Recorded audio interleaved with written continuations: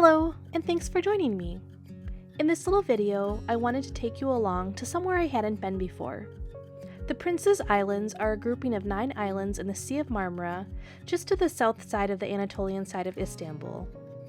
The largest of the islands is called Büyükada, which just means big island in Turkish, and this is the one that we decided to visit on this day. You can access the islands easily by a variety of ferries, some of which are privately owned and others publicly.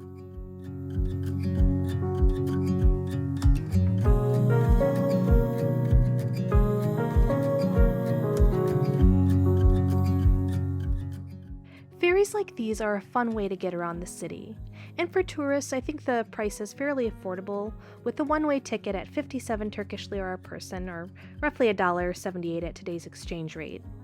The ferry has plenty of open and closed seating available, as well as bathrooms, a snack bar, and of course, plenty of Turkish tea.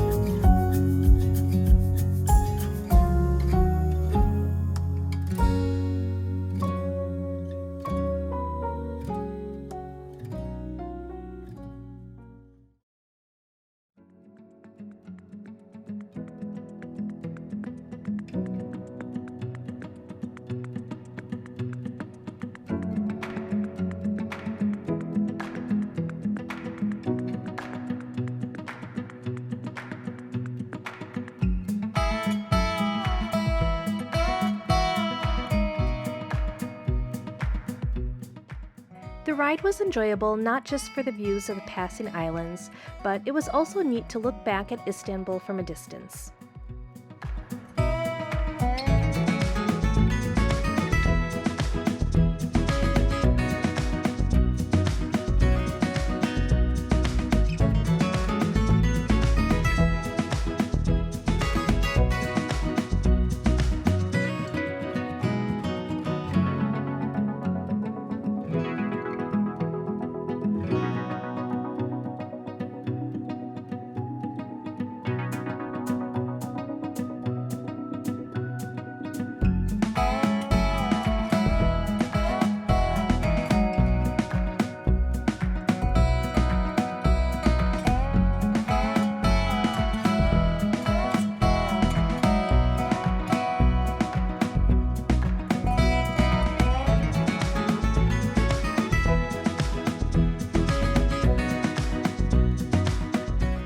I've been to Istanbul plenty of times, but it still amazes me at how ginormous it really is. Its densely packed population of 16 million, at least officially, is not only staggering, but the sheer size of the city is hard to get a sense of until you see it from afar. Just this little area here is only a small portion of one side of the Asian side of Istanbul. If New York City is the city that never sleeps, then Istanbul is the city that never ends.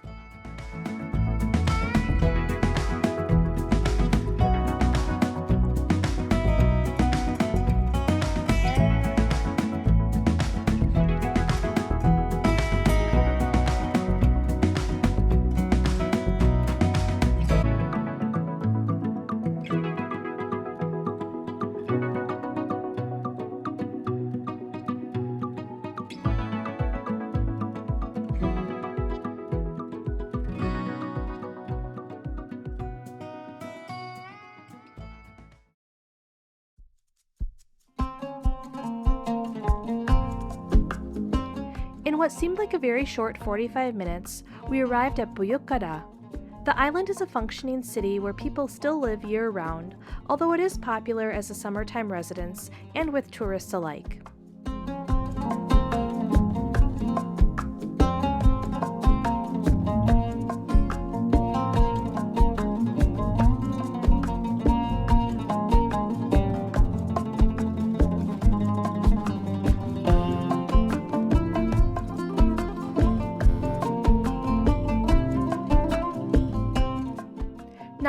the ferry terminal, you'll find the waterfront, which is lined with fish restaurants. My husband checked out the prices on display because usually in touristic areas like this, they really overcharge for these type of things, but he had to admit it was quite reasonable.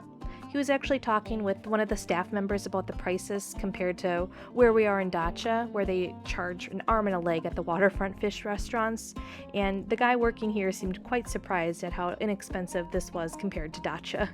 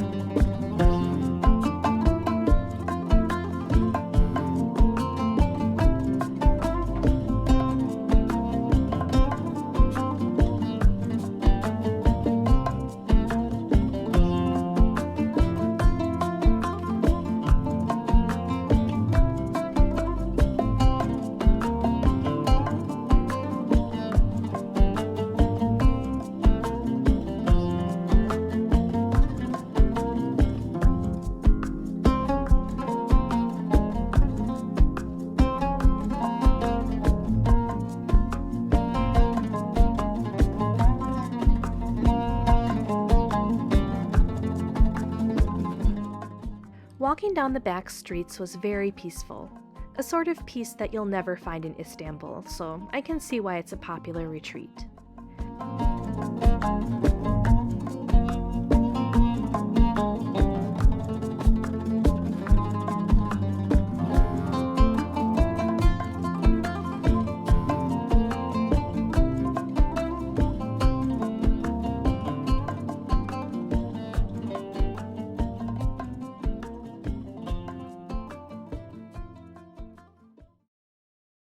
The island is actually car-free, which explains the quietness, and with the exception of a few service-type vehicles, the only thing that you'll find buzzing around are electric scooter carts and a small electric bus.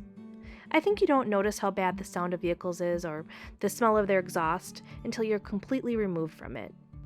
Horse-drawn carriages used to be popular back in the day, but they were more recently banned due to the horses' welfare.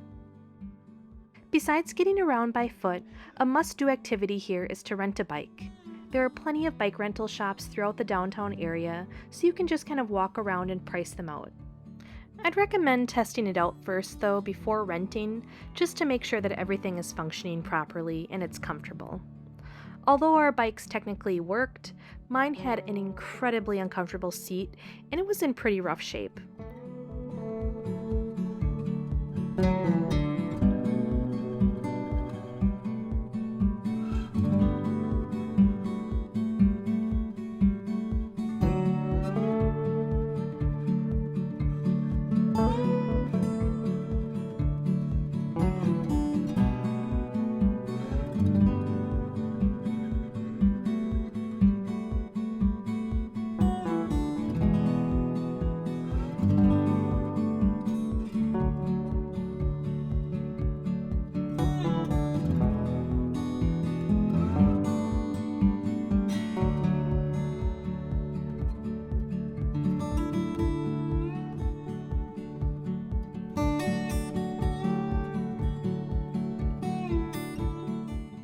The island is roughly 2.5 by 1 mile, so it's really easy to navigate.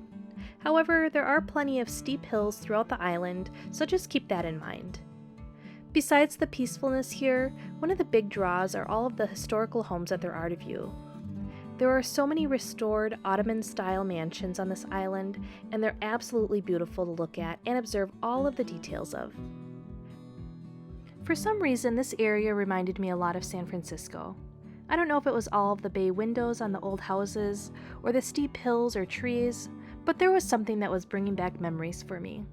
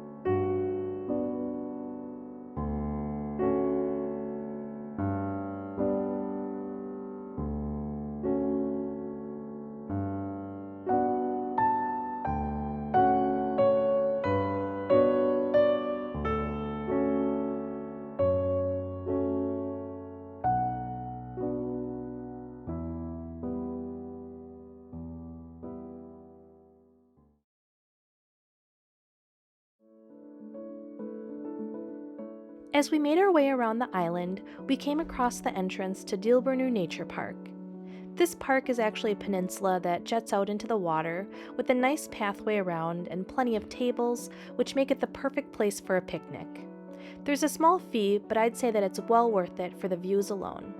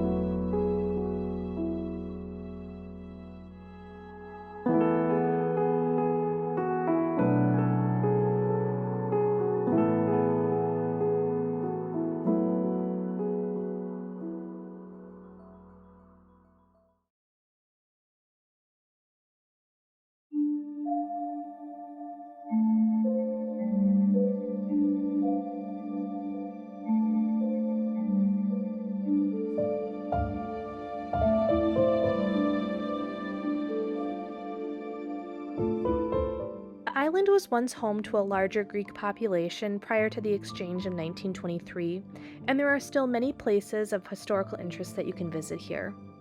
We trekked our bikes up a very large hill to see remnants of the Greek Orthodox orphanage. It was built back in 1898, and it was originally intended to be a casino and luxury hotel. However, the Sultan at the time wouldn't allow for the casino to be permitted, and so it was eventually sold and then turned into an orphanage, which it operated as until the 1960s. The building is said to be the second largest wooden structure in the world with over 200 rooms. The property has been abandoned for decades now and is closed to the public, and over the years there have been fires and the damage is rather obvious. Restoration work is supposed to be taking place at some point, and I'm sure it will be neat to see at that time. But just from the little that I can see, it looks like the view from this property should be really amazing.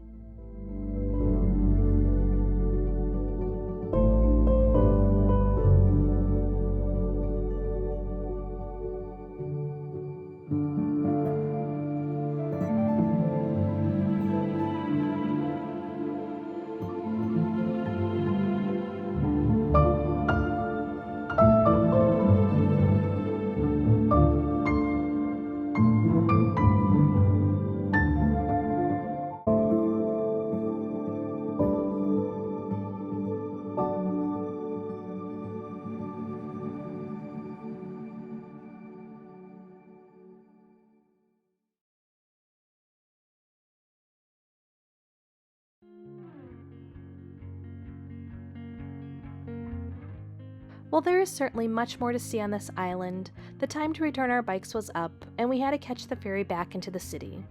I was pleasantly surprised that such a lovely and serene place is located so close to Istanbul.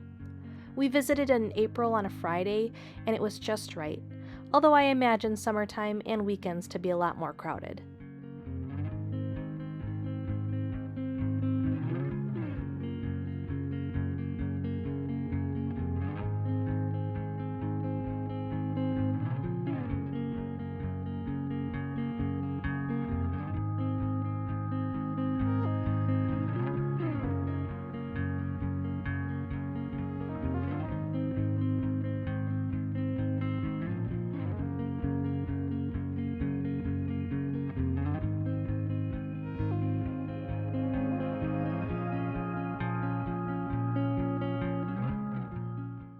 An interesting older gentleman sat next to us on our ride back, and he was full of fun information to give us about the remaining 8 islands of the Adalar here in Istanbul.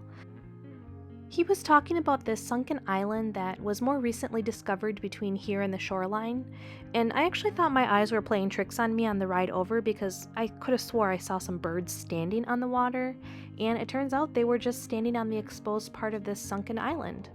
Apparently back in 1010 there was a massive earthquake that sunk this little island that even housed a monastery with some priests at the time.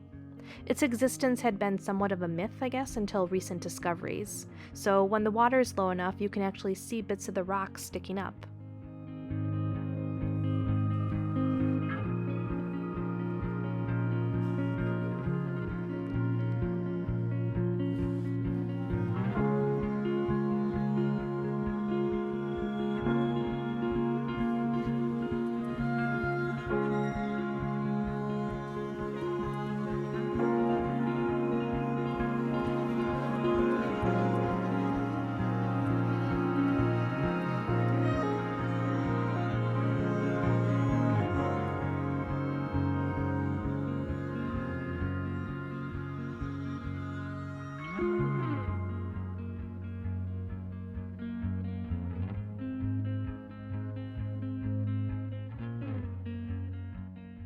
Thank you so much for taking the time to watch this little video of mine.